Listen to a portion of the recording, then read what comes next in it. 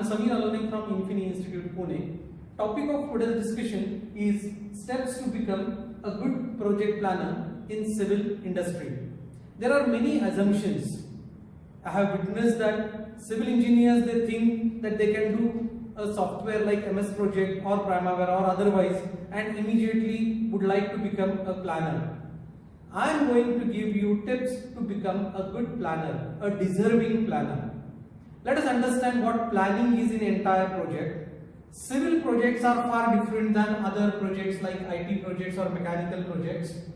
In civil industry, project starts with initiation phase, then starts planning, execution. During execution, there is a planning, monitoring and controlling, and at the tail end of project, there is a closing phase and handing over phase. During this entire project life cycle, a project planner has to continuously plan, monitor, update and control the project. Plan, monitor, update and control the project. Project planner, a good project planner is supposed to be eyes and ears of a project manager. Understand this thing. Hence, it is very important that project planner should have thorough understanding of a project and managing a project. So I am going to give you 5 steps solution to become a good planner. Let us start with the first step, why. Why to become a project planner? As I said, many civil engineers get bored with the side job and they think to undergo some training like MS Project or Primavera software and then switch into project planner's profile. It is not a good practice.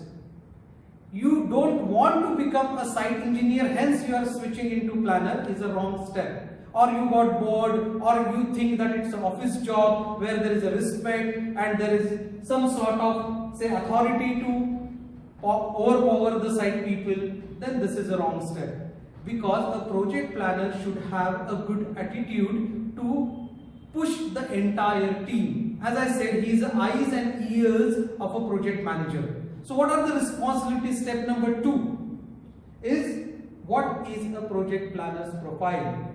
It starts with understanding a project scope or defining a project scope with reference to a contracts document.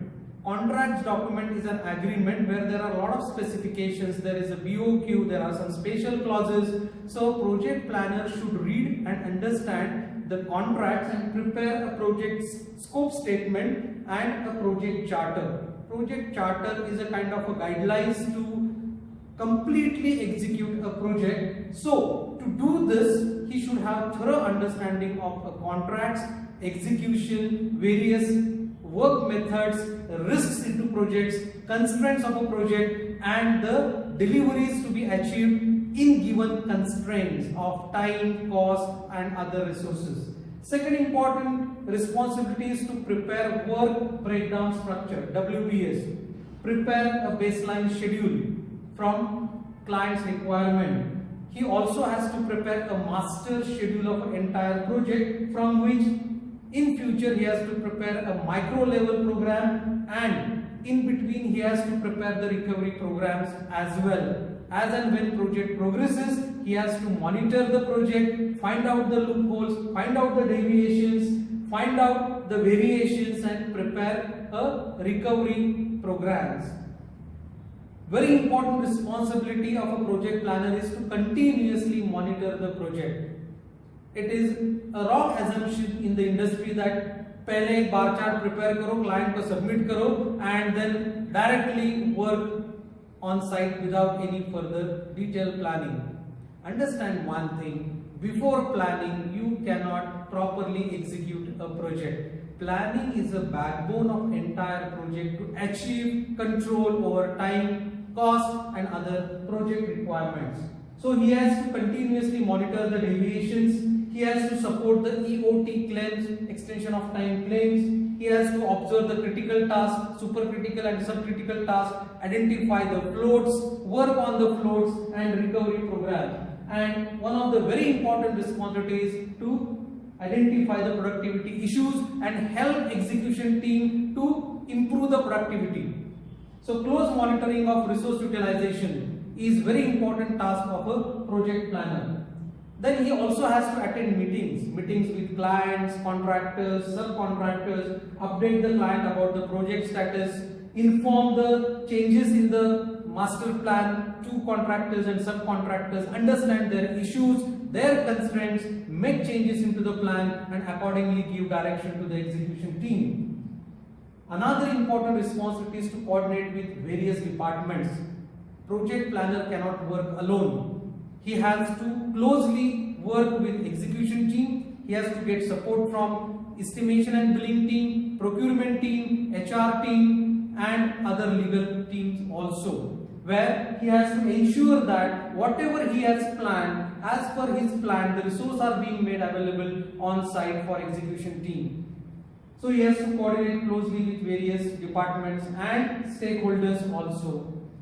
Allied activities which he has to do is he has to prepare a communication plan to establish the right communication amongst the project team and PMOs. Then he has to identify the risk and update the project manager with the risk mitigation tips or risk mitigation strategies.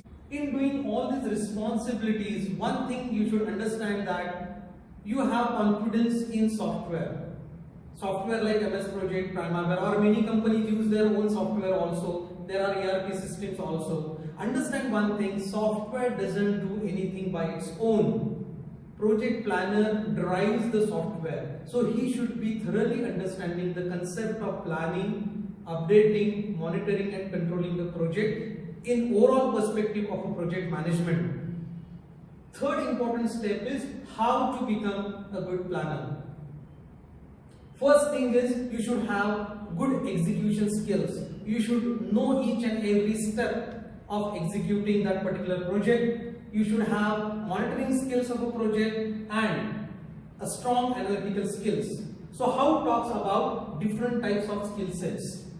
A good planner shall have a very good logical thinking and out of box thinking. He has to work on multiple alternatives at a time. There are 4 or 5 different paths available in the project. He has to monitor various paths, alternatives and analyze the best path to be followed. He has to coordinate, communicate with various departments, for which you should have very strong listening skills. अगला बंदा क्या बोल रहा है, उसको actually क्या चाहिए, execution teams के क्या प्रॉब्लम्स है, बाकी कॉन्ट्रैक्टर्स सब कॉन्ट्रैक्टर्स के क्या प्रॉब्लम्स है, स्टेक होल्डर्स क्या चाहते हैं. Should be a very good listener, and based on his inputs from various teams he has to update his plan. He should be expert in using software. As I said, please remove from your mind कि मुझे software आता है इसलिए मैं planner बनूंगा, या मैं कुछ सॉफ्टवेयर सीखूंगा और मैं प्लानर बन सकता हूँ. ऐसा बिल्कुल नहीं है. आपको मेंटली लॉजिकली बहुत स्ट्रांग होना चाहिए. Then only you can work with any software. You should understand what to input into the software, when to input, how to input. If a software is giving you some results, it creating some reports, you should be in position to analyze the reports. कौन सा report निकालना है, वो कैसे पढ़ना है, उसमें क्या लिखा हुआ है, उसका इम्पैक्ट क्या होने वाला है साइट के ऊपर, वो रिपोर्ट से अगले प्रोजेक्ट में क्या आपको वेरिएशंस और चेंजेस चाहिए, that you should understand. So please remove this wrong concept from your mind.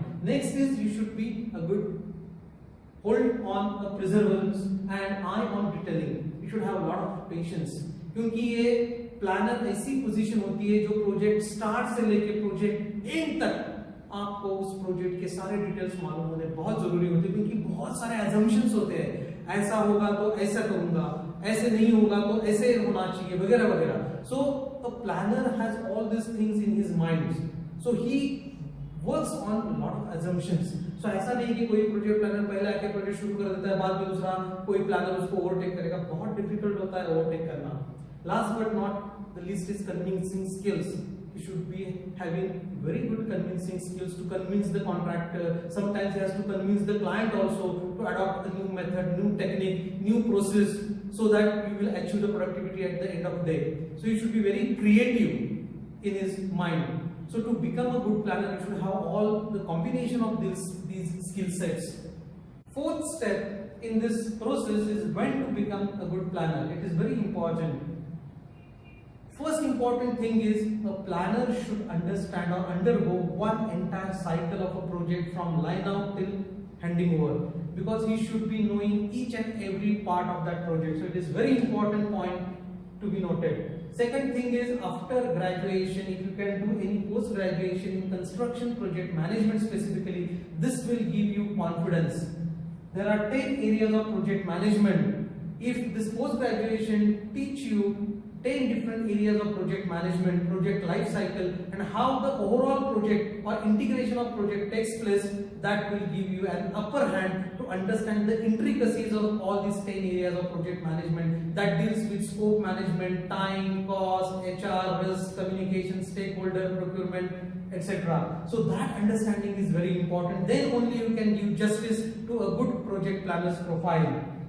So after BE plus post graduation, 2 to 3 years of experience will be needed to understand the life cycle, the entire life cycle of a project. 2-3 साल तो ऐसे ही चले जाते हैं एक project में. So this is the right time to become or enter into a planning phase. I have seen that many students are very impatient to become a project planner. Immediately after BE civil or doing some post graduation, they want to handle a project planner. ये बहुत ही dangerous step है. ये ऐसे है कि आपने अभी car चलाना सीखा है, then you like to drive on a national highway with high speed, which is very dangerous. So you should have a patience. 2-3 साल खुद को दे दो, पूरा प्रोजेक्ट अंडरस्टैंड करो, उसके अलग अलग स्टेप्स होते हैं, फेजेस होते हैं, अलग अलग डिपार्टमेंट के अलग अलग रोल होते हैं, एग्जीक्यूशन के ऊपर बाकी के प्रोफाइल्स के कैसे इंपैक्ट होता है वो आपको जानना बहुत जरूरी है. प्रोडक्टिविटी के साथ आप खेल नहीं सकते हो, जुगाड़ हर टाइम काम पे नहीं आता है. So you should have thorough understanding and some systematic way of handling the project. Next important step is to understand who hires you or who hires planners.